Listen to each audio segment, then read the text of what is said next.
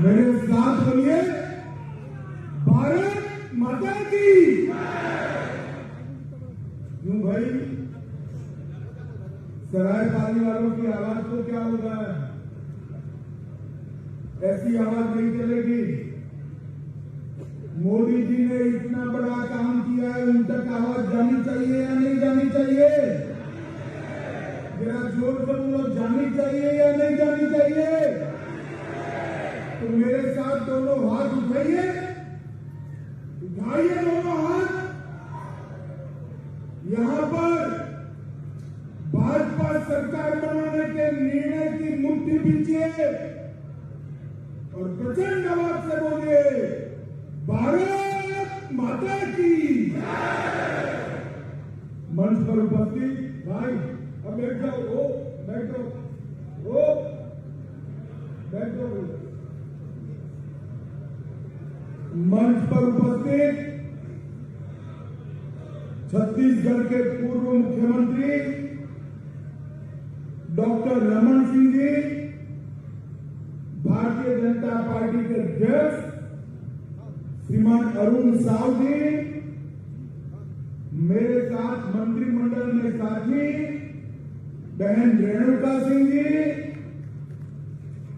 सांसद महासमंद श्रीमान चुनीलाल साहू जी, सांसद राज्यसभा उड़ीसा से आज यही समाज के उत्सव में शामिल होने के लिए आए हैं भाई श्री निरंजन बसी जी। निरंजन भाई खड़े होइए, ताली बजाओ निरंजन भाई के लिए।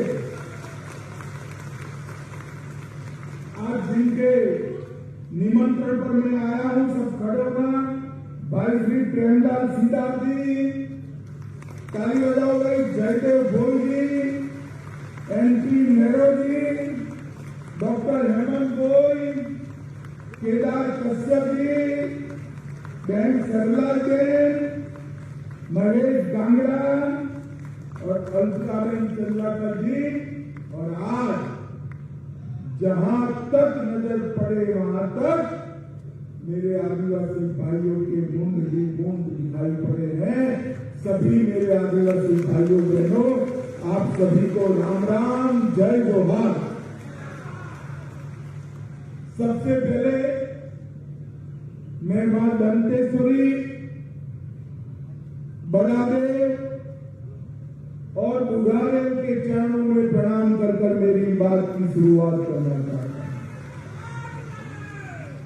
मैं जब यहां आया हूं तब शहीद वीर नारायण सिंह और शहीद गुंडाधुर की भूमि के वासियों को भी प्रणाम करना चाहता हूं।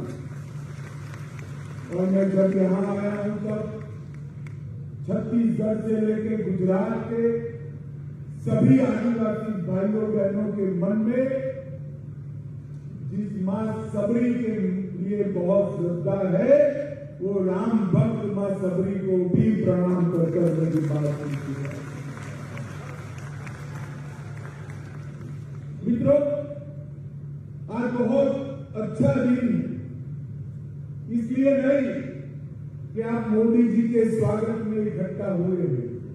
आज इसलिए एक अच्छा दिन है कि आज हमारा मिशन आदित्य सूर्ययान सफलतापूर्वक सूर्य की कक्षा में जाने के लिए लॉन्च हुआ। यह अभूतपूर्व सिद्धि के लिए मैं सारे वैज्ञानिक भाइयों बहनों को और हमारे देश के प्रधानमंत्री नरेंद्र मोदी जी को बहुत बहुत बधाई और शुभकामनाएं देता हूं। अभी कुछ दिन पहले चंद्रयान चंद्रमा पर उतरा और आज मिशन आदित्य सूर्य नारायण की कक्षा में जाने के लिए निकल चुका है। ये हमारे देश के लिए बहुत शुभ है। मित्रों, 2000 में एक छत्तीसगढ़ राज्य बनाने का काम हमारे उस वक्त के भारतीय जनता पार्टी के प्रधानमंत्री अटल जी ने किया। अटल जी ने छत्तीसगढ़ को बनाने का काम किया और 15 साल तक छत्तीसगढ़ को संवारने का काम हमारे डॉक्टर रमन सिंह जी ने किया। जब डॉक्टर रमन सिंह जी मुख्यमंत्री थे, भाजपा की सरकार थी, मध्य प्रदेश से अलग पड़े, 20% आरक्षण मिलता था आप लोगों को। कितना मिलता था बताओ भाई? अरे जोर से बोलो, कितना मिलता था? रमन सिंह ने 20% को बढ़ाकर 32% आरक्षण करने का काम आदिवासियों के लिए। और मैं पूछना चाहता हूं, आज राहुल बाबा है यहाँ पर, कुछ न कुछ बोलकर जाएंगे यहां से। राहुल बाबा, आपने छत्तीसगढ़ के मेरे आदिवासी भाइयों को क्या दिया, इसका हिसाब जरा मेरे आदिवासी भाइयों को दीजिए। आपकी ये भ्रष्टाचारी सरकार, परिवारवादी सरकार, जातिवादी सरकार, मोदी जी को आदिवासियों के काम नहीं करने। मित्रों, मैं आज बताने आया हूं मेरे आदिवासी भाइयों बहनों को, हमने छत्तीसगढ़ बनाया है, हमने छत्तीसगढ़ को संवारा है और छत्तीसगढ़ को एक भ्रष्टाचारी भूपेश से बचाने का काम भी भारतीय जनता पार्टी करेगी। किसानों को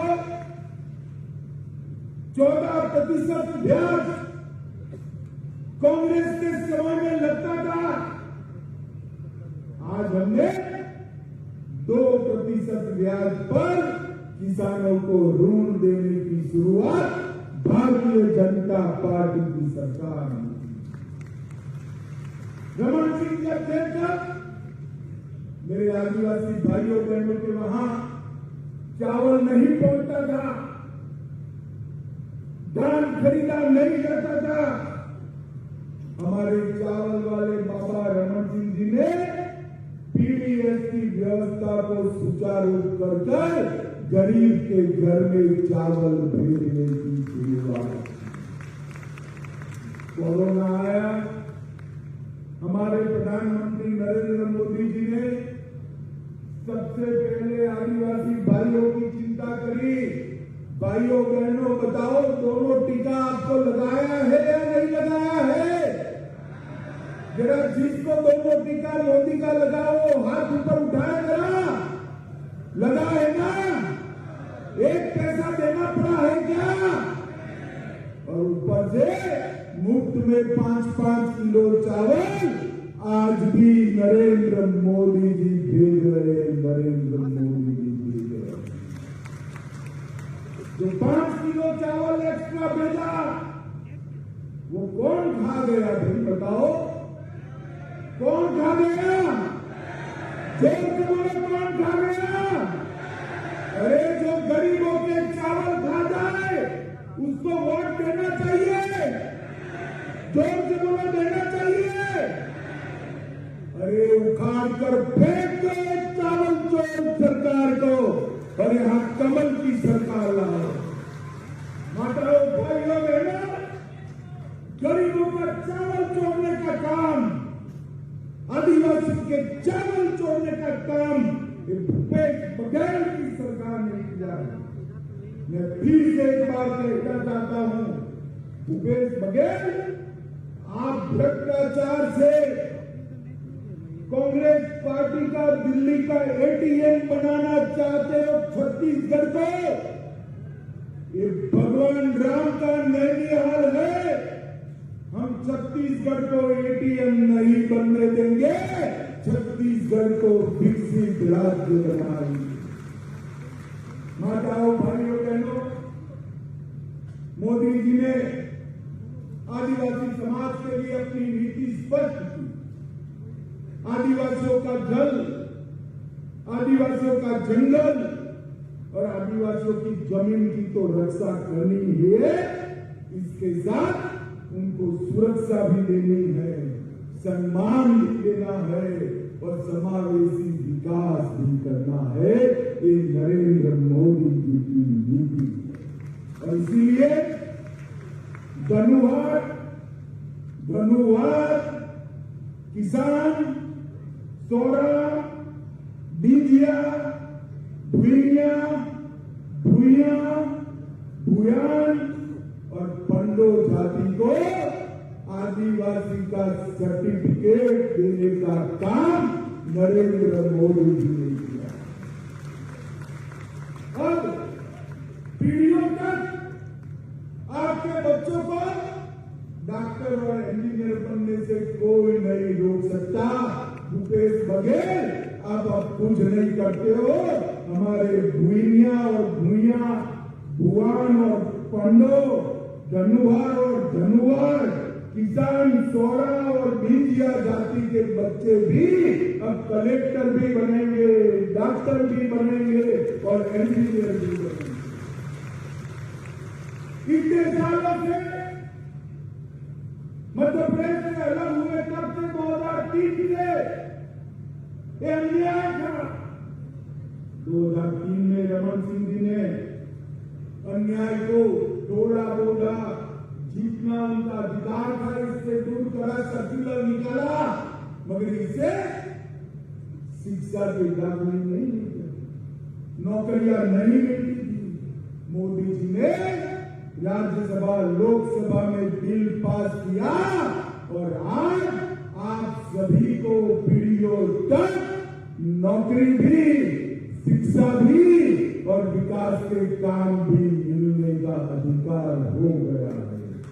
सभी लोग दोनों हाथ उठाकर नरेंद्र मोदी जी के धन्यवाद का ताली लगाइए। मेरे साथ बोलिए, धन्यवाद मोदी जी, धन्यवाद मोदी जी, धन्यवाद मोदी जी। जो नरेंद्र मोदी सरकार ने इस क्षेत्र को नक्सलवाद से मुक्त करने के लिए ढेर सारे कदम उठाए।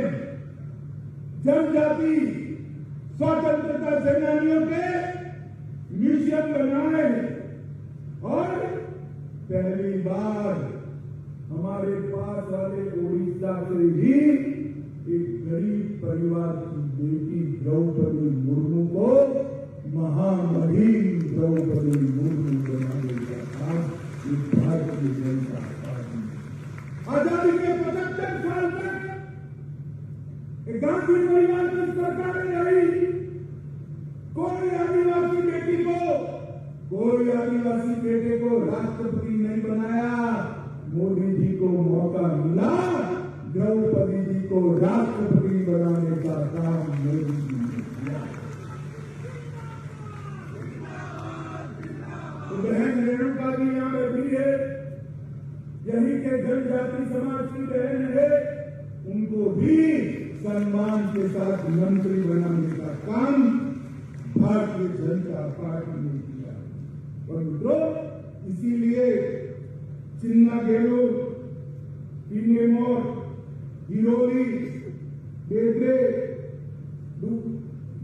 मरका, तोंडा मरका, ये सारे गांवों में कई सालों के बाद पहली बार 15 अगस्त को तिरंगा झंडा फहराता हुआ दिखाई दे रहा है। ये मोदी जी की कमाल है। मोदी जी ने आदिवासी भाइयों का बजट, एसटी कंपोनेंट का बजट 24,000 करोड़ कांग्रेस छोड़कर गई। कितना था भाई बोलो, जोर से बोलो। मोदी जी ने 24,000 से बढ़ाकर 1,19,000 करोड़ करने का काम नरेंद्र मोदी जी ने किया। और एकलव्य मॉडल आदिवासी स्कूल के पीछे 21 गुना पैसा बढ़ाकर 6,000 करोड़ रुपया एकलव्य मॉडल आदिवासी स्कूल के लिए खर्चा किया। और डीबीटी के माध्यम से शिक्षा की फीस पहुंचाई, ऑनलाइन निगरानी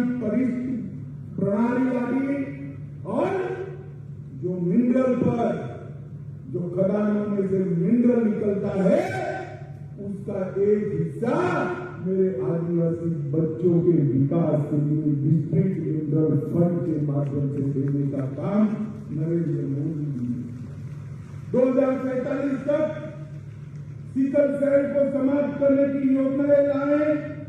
और हमारे जब रमन सिंह जी थे तब ढेर सारे आदिवासी विकास के काम रमन सिंह जी ने किए थे। मैं आपको बताना चाहता हूं, तेंदुपत्ता को तोड़ने वाले भाइयों के पैर में, बहनों के पैर में चरण पादुका देने का काम हमारे रमन सिंह जी ने किया था, भारतीय जनता पार्टी ने। मित्रों, तेंदुपत्ता का जब बात निकला है तो मैं कहना चाहता हूं, पहली बार रमन सिंह जी आपको बोनस बारंबार मिलता था। 2020 और 21 ये आदिवासी विरोधी भूपेश बघेल ने बढ़ी हुई कीमतों का लाभ तेंदुपत्ता का नहीं दिया, बोनस नहीं दिया। और कांग्रेस ने 2 वर्षों में 23 लाख मानक बोरा, 32 लाख मानक बोरा, 23 लाख मानक बोरा ही खरीदा। और भारतीय जनता पार्टी 17-18 में 32 लाख मानक खरीदी थी। ये 14 लाख तेंदुपत्ता तोड़ने वाले आदिवासी भाइयों के पेट पर लात मारने का काम भूपेश बघेल सरकार ने किया है। रोजी रोटी छीनी है। और 2017 में वन समितियों को मानक बोरा 8,000 रुपया मिलता था, वो घटकर भूपेश बघेल सरकार में 6,000 रुपया मात्र रह गया। ये मेरा हाथ जोड़े आदिवासी भाइयों बहनों को बताता हूं। भूमि वितरण, वन अधिकार पट्टा भी 18 से 22 13,692 की औसत दर से 54,700 बांटा था। और 8 से 18 के बीच में हमने कई गुना 40,158 की दर से 4 लाख वन अधिकार पट्टे देने का काम भारतीय जनता पार्टी ने किया। और इलाज के अभाव में 40,000 बच्चे और माओं का मृत्यु भूपेश बघेल की ही सरकार के आंकड़ों के हिसाब से हुआ। मुझे बताओ भाई, इतना सारा गलत काम जिसने आदिवासियों के लिए किया हो, वो सरकार को वोट देना चाहिए क्या? जोर से बोलो, देना चाहिए क्या? भाइयों बहनों, मुझे बताओ, आदिवासियों के घर में शौचालय किसने भेजा? जोर से बोलो, किसने भेजा? बिजली किसने भेजी? गैस का सिलेंडर किसने भेजा? 5 किलो धान किसने भेजा? 5 लाख तक का सारा स्वास्थ्य का खर्चा कौन उठा रहा है? जोर से बोलो, कौन उठा रहा है? आदिवासी कल्याण के सारे काम नरेंद्र मोदी जी कर रहे हैं। राहुल बाबा आदिवासी एरिया में आकर, क्षेत्र में आकर आदिवासी भाइयों के साथ नृत्य करने से आदिवासियों का भला नहीं होता है। होता है क्या? जोर से बोलो, होता है क्या? माताओं, भाइयों, बहनों, कांग्रेस ने ढेर सारे प्रश्न लटकते रखे। इनकी लालची नजर आदिवासी भाइयों की जमीन पर है। कई सारे कांग्रेसी नेता आदिवासियों की जमीन हड़प कर गए। सालों तक अपने स्वार्थ के कारण वामपंथी उग्रवाद को चलने दिया। नरेंद्र मोदी सरकार ने वामपंथी उग्रवाद को समाप्ति की और ले जाने का काम किया। और ये भूपेश बघेल सरकार है, ये भ्रष्टाचारी सरकार। मेरे साथ बोलिए, भूपेश बघेल सरकार कैसी है? जोर से बोलिए, कैसी है? शराब कांड में 2,000 करोड़ का घोटाला किया, कोयला परिवहन में 500 करोड़ का घोटाला किया, गरीबों के आदिवासियों के अनाज में 5,000 करोड़ का घोटाला किया, गोदाम में 1,300 करोड़ का घोटाला किया, पब्लिक सर्विस कमीशन में घोटाला किया, कोरोना सेस में घोटाला किया, डिस्ट्रिक्ट मिनरल फंड 700 करोड़ का खा गए और 25,000 से अधिक बच्चे इलाज के अभाव में मर गए और 67% आदिवासी माताएं आज एनीमिक हो गई। रमन सरकार में नहीं होता था। मुझे बताओ, ऐसी भूपेश सरकार को वोट देना चाहिए क्या? जोर से बोलो, देना चाहिए क्या? कांग्रेस को वोट देना चाहिए क्या? अगली बार किसकी सरकार बनवाओगे? जोर से बोलो, किसकी बनवाओगे? नरेंद्र मोदी के नेतृत्व में डबल इंजन सरकार बनाएंगे क्या? अरे जोर से बोलो यार, बनाओगे क्या? कमल के निशान पर बटन दबाओगे क्या? पूर्ण बहुमत की भाजपा सरकार बनाओगे क्या? 24 में फिर से मोदी जी को प्रधानमंत्री बनाओगे क्या? अंत में मैं कहता हूं, ये 12 जातियों को जब राज्यसभा में अनुसूचित जाति की लिस्ट में शामिल करना था, छत्तीसगढ़ से गए हुए कांग्रेस के एक भी राज्यसभा के सांसद इसके समर्थन में नहीं थे, वो वॉकआउट कर गए। कांग्रेस पार्टी से जवाब मांगे कि हमने क्या बिगाड़ा था? मोदी जी इतने सालों के बाद हमें आदिवासी स्टेटस देते थे, आप कहां भाग गए थे? इसका जवाब मांगे। माताओं, भाइयों, बहनों, आज आप मोदी जी के सम्मान में इतनी बड़ी संख्या में इकट्ठे आए हैं, जहां तक नजर पड़े मुंड ही मुंड दिखाई पड़ते हैं। मैं आप सभी का सरकार की ओर से, भाजपा की ओर से बहुत बहुत धन्यवाद करता हूं। जय जवान।